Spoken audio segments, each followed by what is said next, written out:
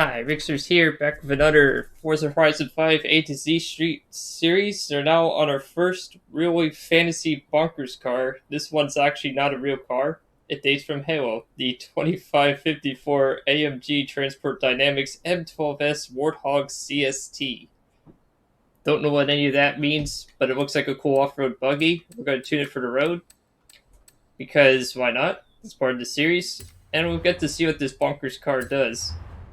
How many rim sizes? Oh gosh, you can go to 24-inch rims on this thing. That's ridiculous. So, like as I do with the series, I just blab out the car and just do a short race. So let's see here what we can do tuning-wise. Not a whole lot. What? Drift transmission 4-speed? Well, that's new. That's actually really rare. I usually never see those. So let's do a race transmission because we're tuning for the road. Yes, you can put a race diff. Good. That'll definitely help. Let's see if engine we can make more power. Okay, race twin turbo. Intercooler. I don't usually like putting the intercooler in.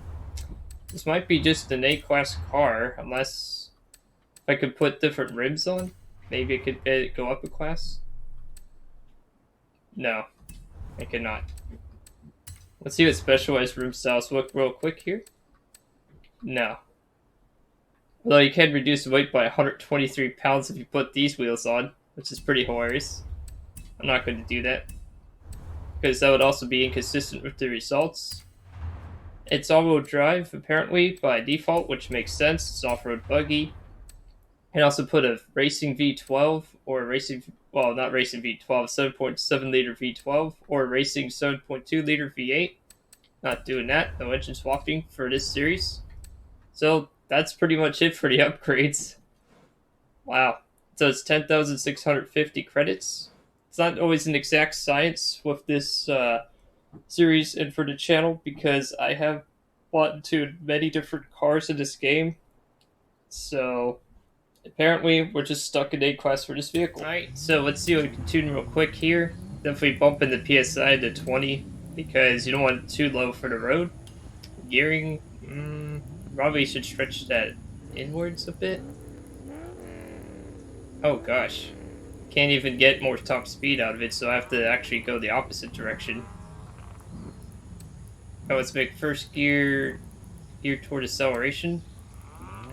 Second gear, maybe geared towards that as well. Tuning these gears sometimes can be a little bit tricky.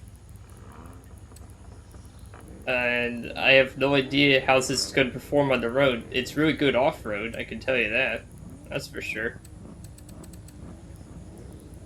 Maybe just make it so it goes inside the chart just a little bit here.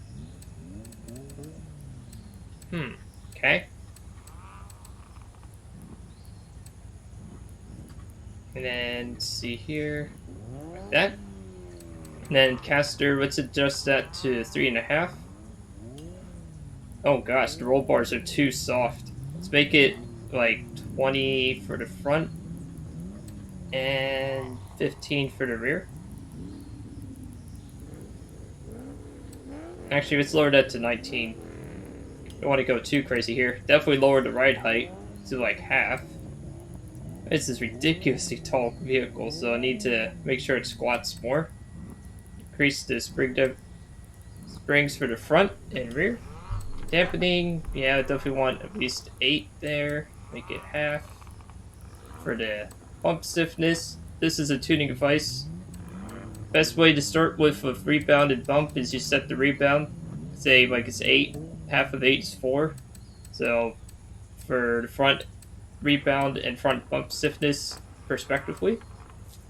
So you do that there. Oh, differential, holy moly, that's way too much to the rear. Do 80%. Decel, let's do 25 and lock it up to 50. Front, let's reduce that to 25 and 25 respectively. And then hit apply. Well, let's see how this Class A crazy car goes. Alright, let's see here. It's probably not going to really win you any prizes on the street. Let's see what the interior looks like. Oh, this is cool. I love the interior of this thing.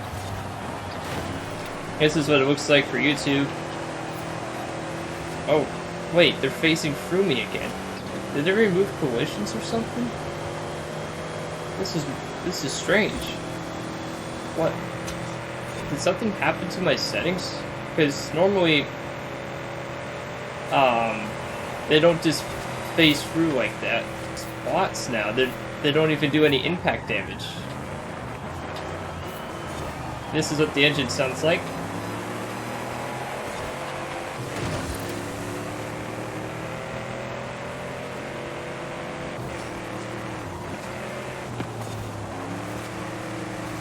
Actually, this vehicle doesn't actually handle that bad. I might have to tweak it just a little bit, but it's actually pretty good. I mean, it's very floaty because, you know, it's actually made to go off-road, not travel at high speeds on the road. But it's actually not bad. There's the closest competitor to this car class-wise would be the Alumni Craft, which handled like crap compared to this. Granted, it was rear-wheel drive too, but this vehicle is much better gripping. It really is. I mean, even if I tune the Alumni Craft, the only thing that thing has an advantage over this is top speed. That's about it.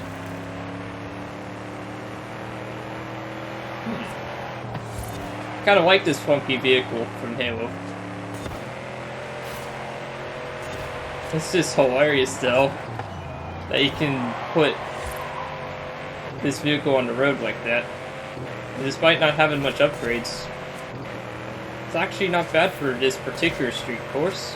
Let's see what the time is. So it did a 2:16.26. The Alumni actually was quicker.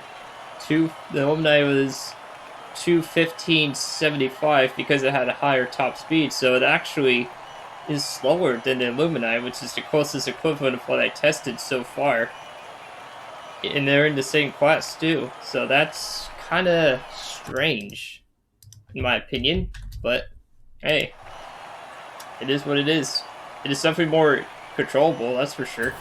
So the Alumni Craft 10 is actually faster than this Halo vehicle.